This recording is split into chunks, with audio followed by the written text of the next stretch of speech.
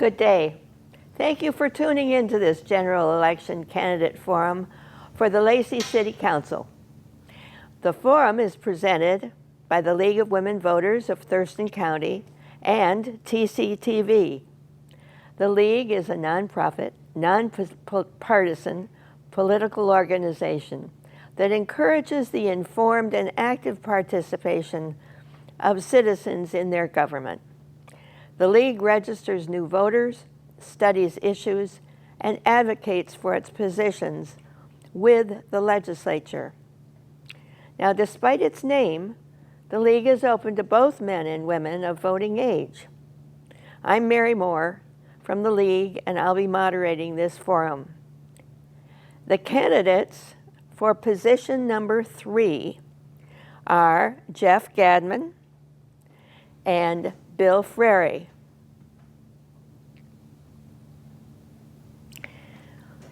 Each candidate will have 2 minutes for your opening statement, and then I'll ask them questions in alternating order. The person first asked the question will have 2 minutes to respond, followed by 1 minute from the other. Then we will switch. There will be a 1-minute closing statement at the end. And we will begin now with opening statements from the candidates, beginning with Jeff. Thank you. And thank you for having this forum. I really welcome the opportunity to spread my message out to the people via this medium. I am Lacey Councilmember Jeff Gadman, appointed to the council in 2011, but my public service and community involvement in this area predate that by a long shot. I started when I was in middle school volunteering for community organizations to help our community be better. One of the things that I bring to the city council that's unique is my day job is at the county assessor's office, and I've been there for 29 years, 24 of them as an appraiser. I've seen the results of land use decisions, city ordinances, not necessarily related to land use, and regulations on the development and transferring of property. When bad decisions are made, property transfers stop, development stops, and jobs go away. I keep that in mind when we're making decisions on the council because it's important. It's important to keep Lacey a vibrant community to live, work, and play. I've also helped build friendships and relationships with other surrounding governments, JBLM, Nisqually Tribe, Olympia Council, Thurston County, and Tumwater on issues of regional importance. There are many issues such as traffic that are regional and not strictly local. I also helped save the 3rd of July fireworks by instigating the partnership with the Lacey South Sound Chamber. I want to continue my devotion and passion in working for the citizens of Lacey because I feel like I'm an effective council member. Colleagues think I'm an effective council member, and I would really ask for your vote. Bill? Thank you, and really appreciate this opportunity today. I'm Bill Frary, running for Lacey City Council, and I'm a civil engineer. I've gone to the University of Washington. I am also a Master of Public Administration out of Evergreen. I lived in Thurston County for the last 17 years and pretty much a Western Washington guy. As a civil engineer, I've worked in both state government and local government. I understand the way that government works, and with my background in engineering, I understand the way that transportation funding and things of that sort work as well. I'm married for 15 years. I've got 2 kids, 14 and 9. I also have an older daughter who's 22, living in Southern California. My vision for the city of Lacey has to do with accountable government, economic development, and transportation. And just briefly on those things, when I say accountable government, I've been out doorbelling across the city, and I've listened to hundreds of people, and I've asked them about the grocery bag ban. Most of them tell me that they'd like to have that ban overturned. The Lacey City Council has refused to overturn the ban, and they've also refused to send it out to a vote of the people. When I asked the folks that I've doorbelled with what that agree with the ban, would they agree to a vote? Almost all of them. I've talked to 4 who said that they would not agree to a vote on that. So I really believe that needs to go to a vote of the people. And on transportation, I think that we need to look at some of our north-south corridors, and on economic development, we need to bring in more business into the city of Lacey and raise our sales tax base so that we can maintain service levels within the city. Thank you. Now, gentlemen, we'll start with the questions for today. And Bill, I'm going to ask you to follow up. I will ask you the question. You have 2 minutes to respond. And then, Jeff, you will have 1 minute to respond. Okay, are you ready? All set. Okay. Would you say Lacey's current financial resources are sufficient to meet the needs of the community in the next 4 years? And if not, where might additional resources be found? Well, the city of Lacey faces a number of financial issues. Currently, we are balancing the budget by drawing upon reserves, and we need those reserves to be able to pay for standard operating things at this point in time.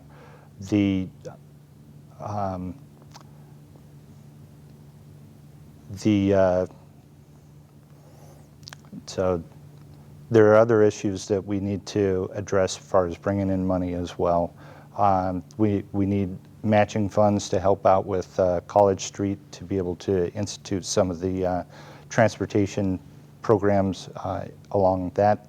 And the way that what we need to do is bring in more business so that we can raise sales tax revenue without raising taxes.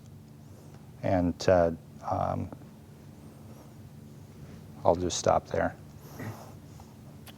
All right, Jeff, what's your response? So my response is that the finances have been a challenge in Lacey. We're very fortunate in that the current city manager and the prior city manager both managed the city in a way that set us up to be able to weather this last financial crisis much better than any other city in the state of Washington. We have had to draw on some reserves the last couple of years to balance the budget. Fortunately, that picture is looking much better now. Sales tax revenues are up by close to $625,000 this year, and that continues to increase. We're seeing the benefits of the increased economy. We've hired an economic development coordinator to help us identify businesses and to help us recruit businesses into the city to help increase our sales tax base. At the Lacey City Council retreat this year, we came up with a 6-year financial plan, and I will tell you, things are looking very healthy for the next 6 years. All right, are you ready for the next question? Bring it on. The Thurston Regional Planning Council recently, I'll start over again. Thurston Regional Planning Council's recent sustainability plan included targets for reducing our carbon pollution to address climate change, and that is 25% below 1990 levels by 2020, 80% below 1900 levels by 2050. What specific policies and investments have you or would you propose to help reach those targets? Thank you. So I was actually the Lacey member that was on Sustainable Thurston that came up with that document called Creating Places, Saving Spaces. And when we started talking about the reduction of the carbon dioxide and carbon footprint, it took up most of a 2-hour meeting trying to decide where the target should be, what is actually a reachable target. And I think we can do things by, reducing or eliminating truck idling when they're sitting at the bay doors waiting to load or unload. We need to figure out how to move traffic better. Some of that's going to involve getting the transit system to be more convenient for people that want to ride transit, and some of it's going to have to be traffic improvements for people that need or want to drive their cars. That's going to go huge in terms of reducing our carbon footprint. We also need to make sure that heating systems are up to date so that the exhaust they put into the air is, as clean as it possibly can be. And we also need to make sure that people are doing whatever they can, encourage them, the citizens, to try and reduce their carbon footprint as much as possible. Thank you. So, Bill, what do you think? I agree with some of the things that Jeff had talked about on as far as his approach. When I was the engineering division manager at the Department of Natural Resources, I was pressed with this same problem of meeting the same sort of goals, and they were slightly different, but not much. And I was in charge of the fleet program as well as the facilities program. We did a comprehensive study of exactly how much we were using as far as gasoline and diesel and airplane fuel relative to the fleet program, and also did the same sort of study relative to the office buildings that DNR manages. They manage on the order of 270 buildings across the state. And we prioritized on the facility side, we prioritized weatherization, doors, windows, roofs, insulation, those sorts of things for certain portions of that portfolio. We also looked at heating systems and upgrading away from oil into natural gas. Sorry. Sounds fascinating, both of you. Well, I can see there's more to talk about with that subject. Let's go on to the third. This time, Bill, you can have full 2 minutes, okay? Other than the budget, what would you say would be Lacey's major challenges in the next 4 years? Well, there's a number of things, and they all do play back into the budget. Budget is your primary policy document. What are you going to fund to get done? But the larger policy issues that the city of Lacey needs to look in is economic development and what is happening in the north end of the city. Another issue is transportation, north-south arterials, getting people to I-5 and away from I-5, especially during peak traffic periods. I'm really concerned about College Street. It's narrow, it's busy. The sidewalks are inadequate for specifically around the Camacho Middle School and Mountain View Elementary School, where my children go. And those things need to be upgraded. And in order to get funding for those, we're going to have to come up with a plan that shows a commitment from the city to be able to do those sorts of things, where we qualify for state transportation improvement plan money or public works investment board type money. But we're going to have local matching funds for things along those lines as well. Another issue facing the city is septic systems. And there's a septic system summit, if you will, back in 2011. There's on the order of 10,000 septic systems in the city and its UGA that are old and not functioning exactly the way that they're supposed to, not really designed for the higher densities that they're installed at. And that's something that is a very expensive problem looming on the horizon too. And those sorts of things need to have planning now in order to help us be prepared for that. Okay. What's your response? Thank you. So one of our biggest things is getting businesses back into some of our empty spaces and attracting them into new spaces. And that's what our economic development coordinator is working on, reporting back to his boss, development director. who in turn reports to the council. We're also working very closely with the Nisqually tribe, which is a 50% owner in the Gateway Project, which is the land out by Cabela's, on getting that developed and getting it started soon. Transportation is a huge issue, moving traffic. The College Street Improvement Plan is in place. We're going to begin work on the first roundabout at College and 22nd next year. It's going to be a long process. We are constantly shopping for grants for that sort of thing, and we get them. We're very successful. Water infrastructure is another thing that we're going to have to be working on the next few years, and we do have a plan in place with that, with our Water Comprehensive Plan. And I also want to mention that Septic Summit 2 happened in 2015, and so we are working on that plan. All right. Well, Lacey's got a lot of plans going on. Here's my next question to you. You have the 2 minutes. There is movement toward a home rule charter for Thurston County. Would you support home rule? And if not, why not? So at this point, I do support home rule. This particular effort is aimed at the county administration and county government in particular, and leaves the cities alone. One of the big problems with the last charter that came up for vote is that, in my mind anyway, was that it changed too much and took too much of the individual identity out of the cities. Lacey is a very distinct community from Tumwater and from Olympia, and I think it's important for the cities to each have their identity while we're working together to solve problems that are common to us.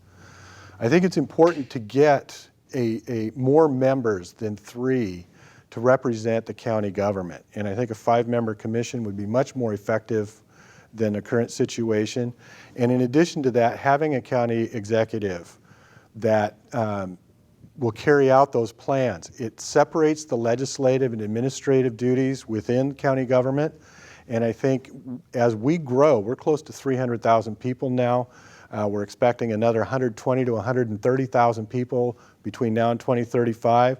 It is incredibly important that we have effective governance in place so that our community continues to be a place we all want to live, work, and play. Okay, Bill? Hey, I would support a home rule charter as well, and much of the reason behind that is that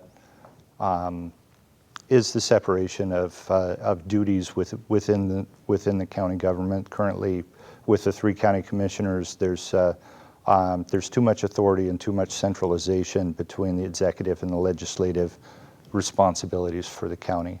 And I do believe that as we grow, and it is a big county with a lot of folks in it, that we do need to separate those. The 3-commissioner system worked fine when we were small. Now it's time to look at what a change is. I would hold judgment on whether or not I'd vote for it based upon exactly what the freeholders came up with as a final solution for that. Okay, well, here's the next one for you, Bill. What would you do, if elected, to enable actions or policies to preserve small urban farms in Lacey?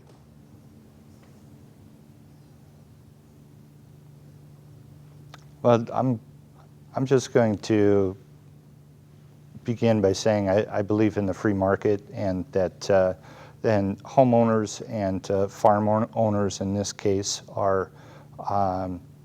should be able to use their property to the highest and best use for themselves. And if they're interested in saving that property and maintaining a farm, I live in the Shilter Farm neighborhood, and there's a nice little farm right out in front of that. I really like it. It's scheduled to be a health facility for elderly in some time in the future, and I'd rather it didn't do that, but I don't own that property. Mr. Shilter does, and it's his right to use the property the way that he sees fit. We do have in the county the GMA, and where we have where we have density rules about where people can develop and where they can't. Out in the rural portion of the county, there's still room for farms, and there's still room for people who want to maintain those places as farms. I don't think that there's anything really that the city council needs to do to maintain a farm or not maintain a farm. I think that those decisions should be left up to the owners of those properties. What do you think, Jeff? So I do think that city and county policies have a role to play in this. In 2013, Lacey passed our urban farm ordinance that allowed small animals in residential neighborhoods. The decision of whether to keep a farm or sell the farm largely comes down to economics. And a lot of that has to do with the value of the land. There is a program through the county assessor's office it's from the state. The county assessors didn't come up with it, but it's called the Current Use Ag Plan. And what it does is reduces property taxes to an amount that overcomes some of the high value of the land so that farmers can afford to keep their business. I am very much in favor of advocating for reducing the size requirement on that and encouraging these small farms to continue to exist. And there's a lot of language on this in the Sustainable Thurston document, and I encourage anybody to look at this document because it does encourage small farms. We finally have the last question that I'm going to ask you. And you'll go first. What have you done, or would you do, as a city council member to further involve Lacey in solutions for the homeless? Well, that's a good question, and actually right up my alley. So what I've done, Lacey gives to Home First. We just have a brand new Habitat for Humanity community over on 37th Avenue that just opened up today. They had their grand opening this morning. We encourage sidewalk, out of the woods, which is rapid rehousing programs. We need to have that funding. I also sat on our and helped redesign our social services funding mechanism with our general funds money. HSRC became HSC, and I also helped design the first ever public-private partnership on this sort of funding with United Way of Thurston County. So that is in its infancy. It needs some tweaking, but it is starting to work. I think that the homeless, we absolutely have got to help them. A secure roof over their heads is their single greatest obstacle to success. At the same time you're addressing that, it's important to simultaneously address the mental health issue. Mental health keeps a lot of people from being able to hold stable jobs. It keeps them from being able to have a stable house. And we've allowed our criminal justice system to become a de facto mental health care system in this country. So I'm also continuing to work on that. I was on the Law and Justice Committee, and we started to put forward, we had the first ever mental health summit in Thurston County to find out where our shortfalls are. And we've identified those. We're working, all of the governments are, including Lacey, on furthering that effort, and hopefully we can reduce homelessness to near zero in the near future. Thank you.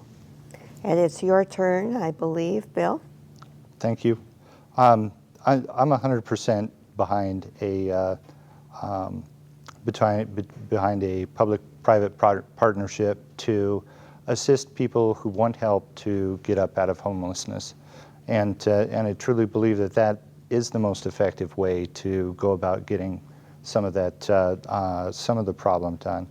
I'm not in favor of supporting drug habits and things of that sort in our amongst our homeless community. I know that in the city of Olympia, an awful lot of the draw into the city and in the downtown and the problem that they've got is associated around drug use. And I'm not interested in perpetuating that, but I am interested in helping people who want help to change their station in life. Okay. Well, thank you, gentlemen. Now, each one of you has 1 minute for your final remarks. So I think it's only fair that we start with Jeff here, and off you go. Thank you. I have truly enjoyed serving the city of Lacey for the last 4.5 years. I have a passion for the community. I'm going to continue to work hard for you. I'm going to continue to forge partnerships with private entities, public entities, where they benefit the citizens of Lacey. I'm going to continue to work for transportation solutions, and I'm also going to continue to work for financial solutions to help keep the city fiscally responsible and healthy. I want Lacey to continue to be the best place in Thurston County to live, work, and play. Bill? Thanks. And I believe it's time for a change on the City Council. An awful lot of the votes on very key issues that relate to business go 4-3. And I believe that me getting on the council will help change those votes into 3-4. I'm endorsed by the Lacey Business League. I'm endorsed by the Affordable Housing Council. I'm endorsed by Secretary of State Kim Wyman. And I do believe that my role on the council and being on the council will help Lacey maintain its unique character, family-friendly, business-friendly, and prosperous into the future. Thank you. Well, that brings us to the end of this forum. Thank you, candidates. And thank you, TCTV and the League of Women Voters, for making this forum possible. Viewers out there, we hope when you vote in the November 3rd general election, this information will help you make an informed decision about your candidates. Goodbye.